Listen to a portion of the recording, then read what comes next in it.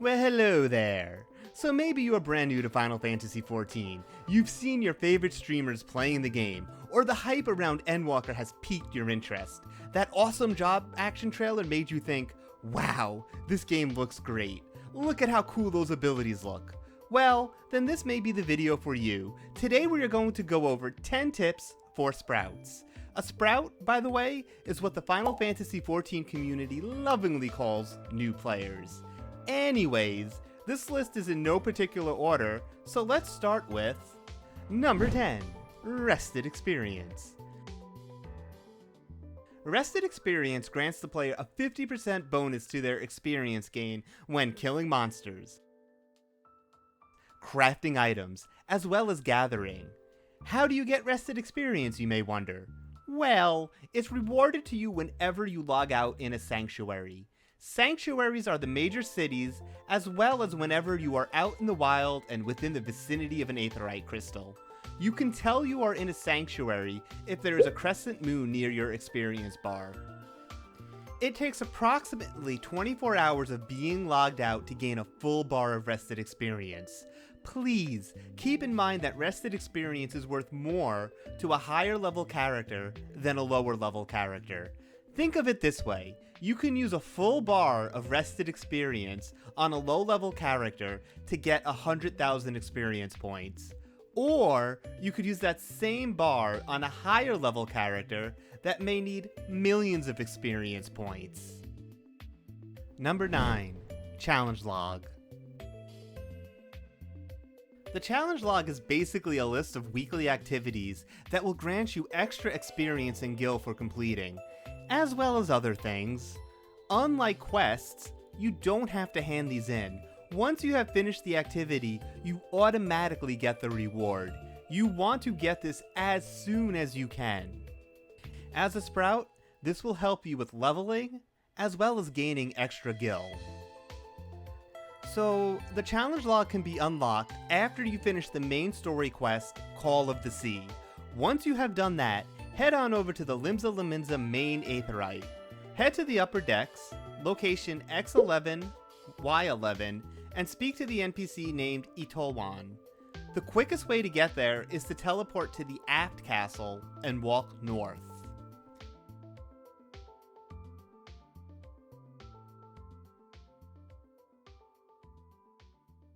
This is the NPC, but since I already did this quest, I can't do it again. She will have a quest for you called Rising to the Challenge. The first step is speak to an NPC named Quintanen, who is very close by. Just head slightly west to find him. The next step is to deliver a journal to Wastlead, an NPC at the lower decks, located at X7, Y15. The quickest way to get there is to teleport to the Fisherman's Guild.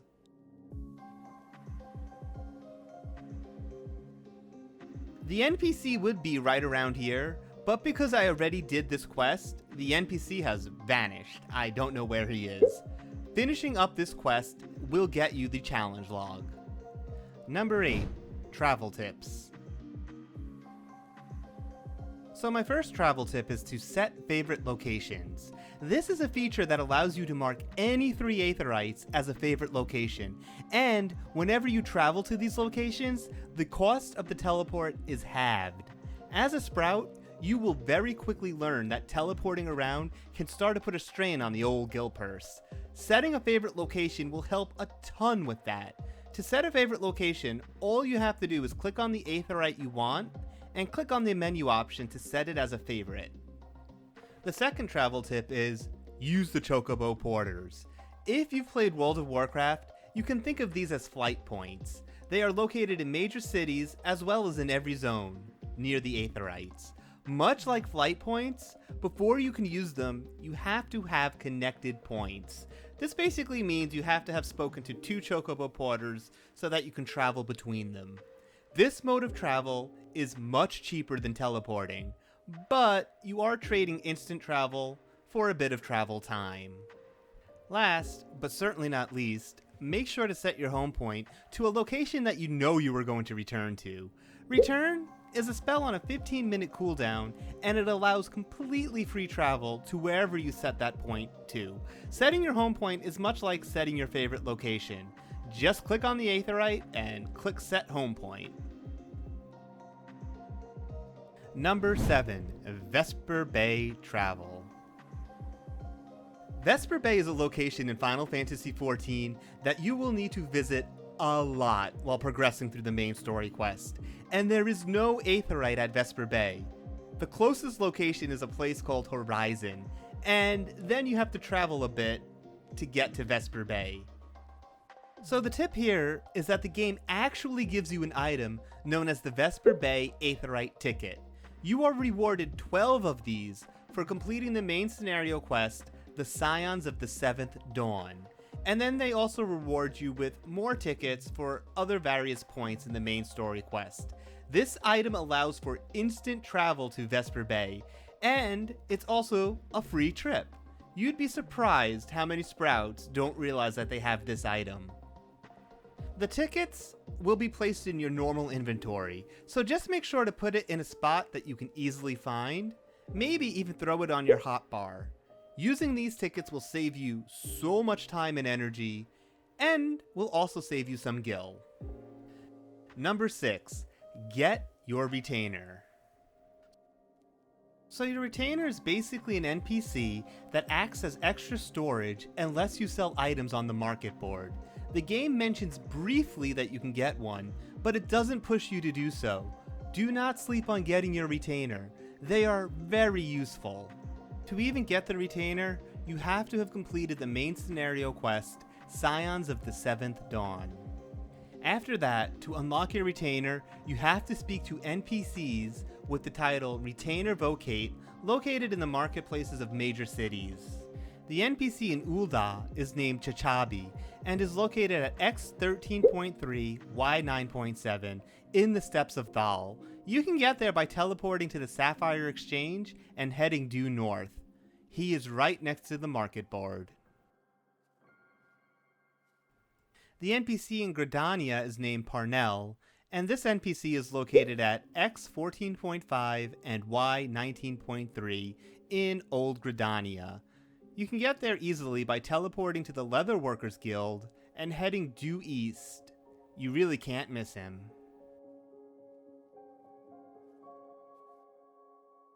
The NPC in Limsa Laminza is named Freewib, and this NPC is located at X8.3, Y11.5 at the lower decks.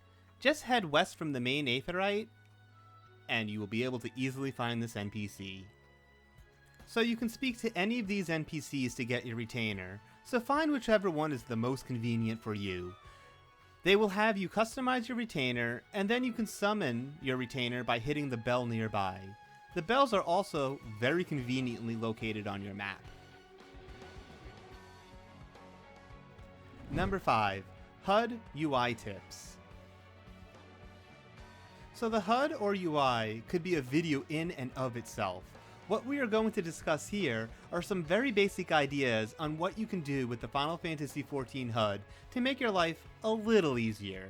First of all, hit that escape key and get into the system menu and navigate on over to the HUD layout. All of these boxes that you see are what the game calls elements, and as you can see, you can move them around. When you look at the HUD menu, it tells you which element you have selected.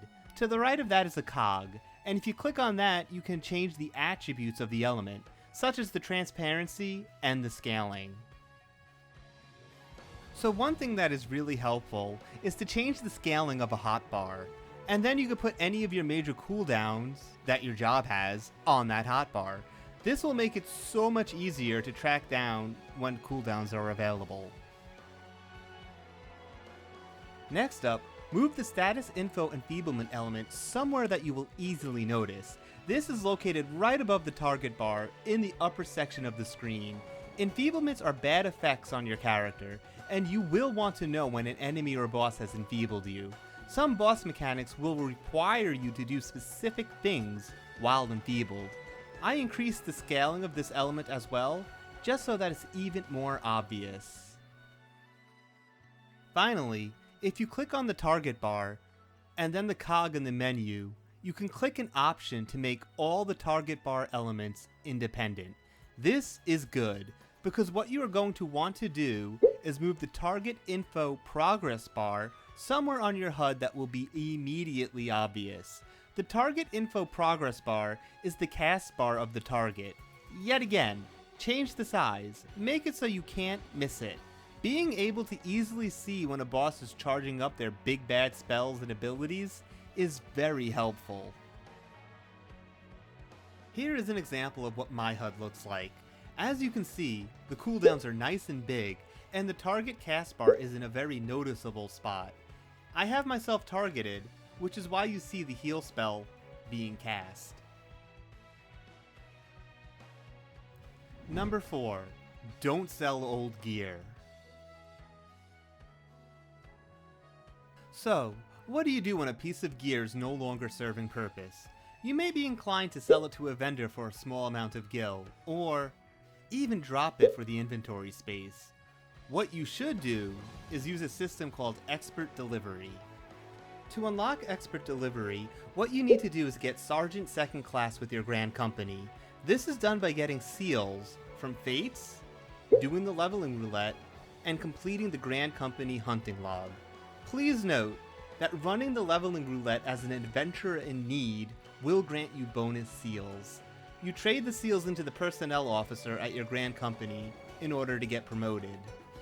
Expert Delivery allows you to trade old gear for company seals that you can then use to trade for items that you can then sell on the market board for some profits. Talk to the personnel officer at your Grand Company and click Undertake Supply and Provisioning Missions.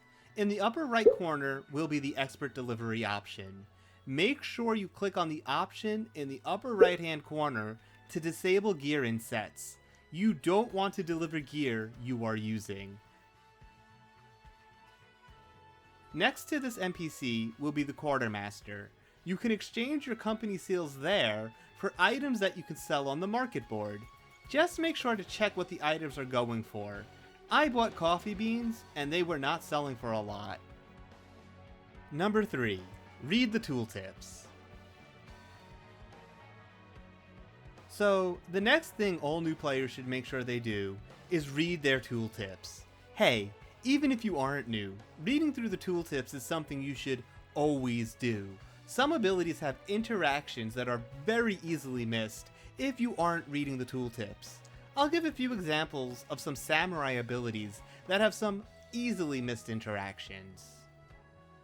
Gecko has a positional bonus when you attack from the rear. Kasha has a positional bonus when you attack from the flank, also known as the side. These are very easily missed if you aren't carefully reading the tooltips. Another ability that many players miss an effect on is arm's length. Many players might know of the knockback and draw-in nullification, but will miss that arm's length also has a 20% slow when the player is struck. While this may not be that useful for DPS, as a tank, this can really help mitigate damage. Number 2. Inventory configuration. Next, let's look at how to customize the way your inventory looks. Click the I button to bring up your inventory. Now, my inventory probably looks very different than yours, and you may wonder, how can I do this too? Well, first, close out your inventory, and hit the escape key to bring up the systems menu. From here, you want to click on the character configuration. Once in that menu, go to the left-hand side and click on Item Settings. On the right-hand side, under General Settings, you will see an option called Inventory Interface. As you can see, mine is set to Open All. That shows you all the slots in your inventory. If we click on it, we can see there are 3 options. Normal is default and splits your bag into fourths. Expanded splits your bag into halves. And Open All, like you have seen, shows every slot, like how I have it right now. Number 1. Have fun. I know, it's a cliche, but it also happens to be true. There is no rush. Take your time. You can only have a first-time experience once, so enjoy the journey that is Final Fantasy XIV. Please, Don't burn out trying to get completely caught up for Endwalker. Get there at a pace where you still enjoy the game. And that's all the tips I have for this video. I hope you found them helpful. Anyways, thank you so much for watching. Please like, comment, and subscribe, and have a great day.